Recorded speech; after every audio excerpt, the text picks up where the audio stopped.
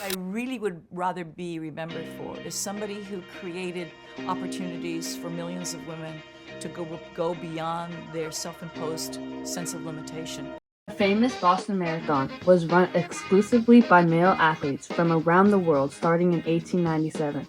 This changed in 1967 when Kathrine Switzer became the first woman to officially run the race. In 1967, Kathrine Switzer changed social norms by becoming the first woman to run the Boston Marathon, sparking a mix of both anger and support. This revolutionary race opened the door for women's athletics, bringing progress to running, reforming the perspective of women's capabilities, and allowing them to compete alongside men. Kathrine Switzer, from revolution at the starting line to reform at the finish. Kathrine Switzer was born on January 5, 1947, in Amberg, Germany. Just 2 years later, her family relocated to the United States, settling in Virginia. One day I told my father I was going to be a cheerleader, and he said, no, you don't want to be a cheerleader. He said, life is to participate, not to spectate. As a kid, Kathrine's father encouraged her to run a mile every day to train for her school's hockey team. These daily miles that her father had her run created her love for running. Kathrine Switzer transferred to Syracuse University. Since the university lacked a women's running program, she was invited to train with the men's cross-country team. On this team, she was able to make an ally with coach Arnie Briggs. Arnie doubted Kathrine's ability to run a full marathon. My beloved Arnie Briggs said, a woman can't run the Boston Marathon. And I said, what do you mean a woman can't run the Boston Marathon? He said, women are too weak and too fragile. Despite Arnie saying women were not capable of running that long, Kathrine did not let it put her down. Then Arnie said that if she ran the distance at practice, he would take her to the Boston Marathon. One day they ran 26.2 miles. Then Kathrine insisted on running another 5. Now Arnie had no choice but to take her. Kathrine was able to prove that she was capable of completing a full marathon and more. This revolutionary moment where Switzer ignored the rules to do what she believed should be normalized was the start of a tremendous change. April 19, 1967, Kathrine Switzer signed up for the marathon under KV Switzer. Kathrine Switzer with her coach, Arnie Briggs, and her boyfriend, Tom Miller. We're wearing black plastic garbage bags so we would stay warm. Kathy had her hoodie up, and I didn't think any of us were hiding. I thought all we were doing was trying to stay warm. Pulled up my shirt with a bib number on here. They checked it off and pushed me into the starting pen. The marathon begins. Instead of receiving dislike from other runners, they were actually excited for her. And other runners would come by, they would say, oh, it's a girl. And they were so excited. And Arnie was saying, yep, I've trained her. As Kathrine and her team reach mile 2, the press truck comes in front of Kathrine, behind another vehicle riding Jock Semple, the race's co-director. Once John Semple heard that there was a girl in his race, that's when the famous picture was soon to be captured. His anger was shown as he jumped off the press truck and came running at Kathrine. He screamed in her face, "Get out of my race and give me those numbers." Kathrine's boyfriend Tom gives Semple a good push off of Switzer. My coach, eyes got huge. We all got very scared. Then he said, run like hell. The press truck continued looking down on Kathrine, asking her what she's dropping out and what she's trying to do, when all Kathrine wants to do is to be able to run. All of this commotion and eyes on her made her scared and afraid. Then it got very quiet. Snow's coming down. I turned to Arnie and I said, Arnie, I'm going to finish this race on my hands and my knees if I have to. Nobody believes that I can do this. Suddenly I realized, if I don't finish this race, then everybody's going to believe women can't do it. Kathrine finished the race in 4 hours and 20 minutes.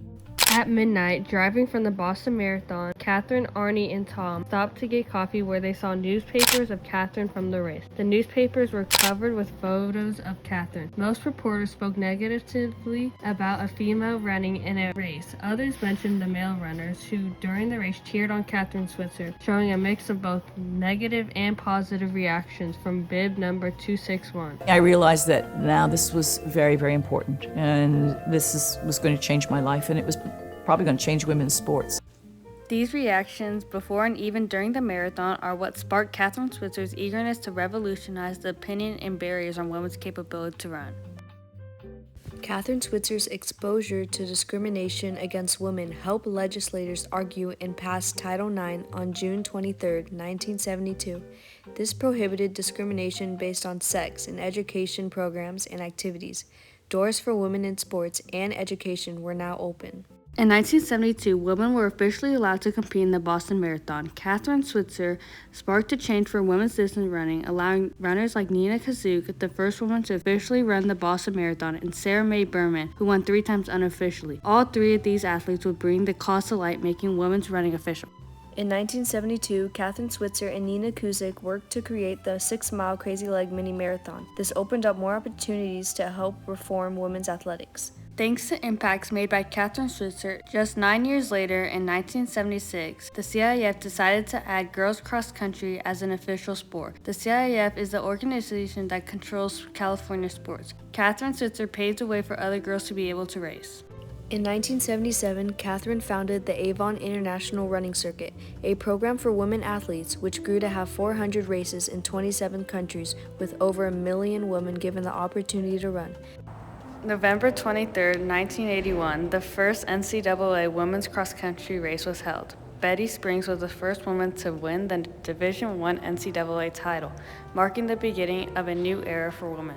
From teenage years to the collegiate level, Betty was allowed to participate in cross-country and track at NC State. Then she became the cross-country national champion 2 years in a row, 1982 to 1983, being the first woman to ever be able to win it twice. The International Olympic Committee voted in 1981 to add the women's marathon into the 1984 Olympics. 49 athletes from 28 countries were able to compete. Kathrine Switzer's act of justice was able to reform the way the public saw women. Joanne Benoit Samuelson was the first woman to win the first Olympic marathon.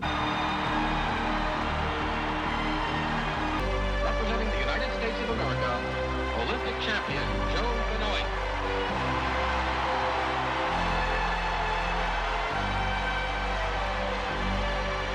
From Kathrine Switzer's revolutionary act, not only does she hope to have a change, but we also see it where a line for women now exists and is also continuing to reform and increase. In 2017, named after her 1967 bib number, Switzer launched the nonprofit organization 261 Fearless!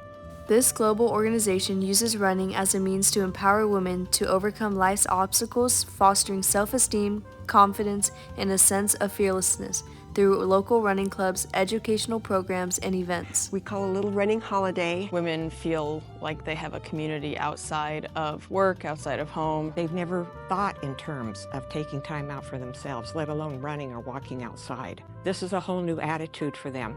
And they're having a hard time embracing it, but they are. Our club in Chile, very diversity of nationalities. We are very similar in one thought. We want a safe space for us to run. Kathrine Switzer has helped create hundreds of running clubs around the world to help include and encourage women to run. To reach women where they can't even go to the house alone. They're not allowed to drive a car, they're not allowed to get an education. If somehow running can somehow give them the sense of strength where they are no longer victims and vulnerable. Kathrine Switzer ultimately worked as a catalyst leading to vigorous amounts of female accomplishments, influencing and reforming what men assumed a woman's abilities.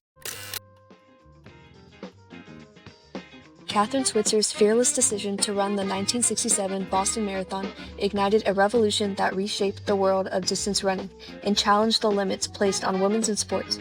Her courageous act sparked strong reactions and advocates around the world. Yet it was precisely these reactions that fueled widespread reform. Throughout her persistence, leadership, and lifelong dedication, Switzer proved that women not only belonged in long-distance running, but could thrive in it. Her legacy lives on every woman who laces up her shoes, empowered by the path she forged and the barriers she broke, transforming running into a more inclusive and equitable sport for generations to come. We're in the middle of this race now. We're not done yet, but we're running strong. Stay fearless.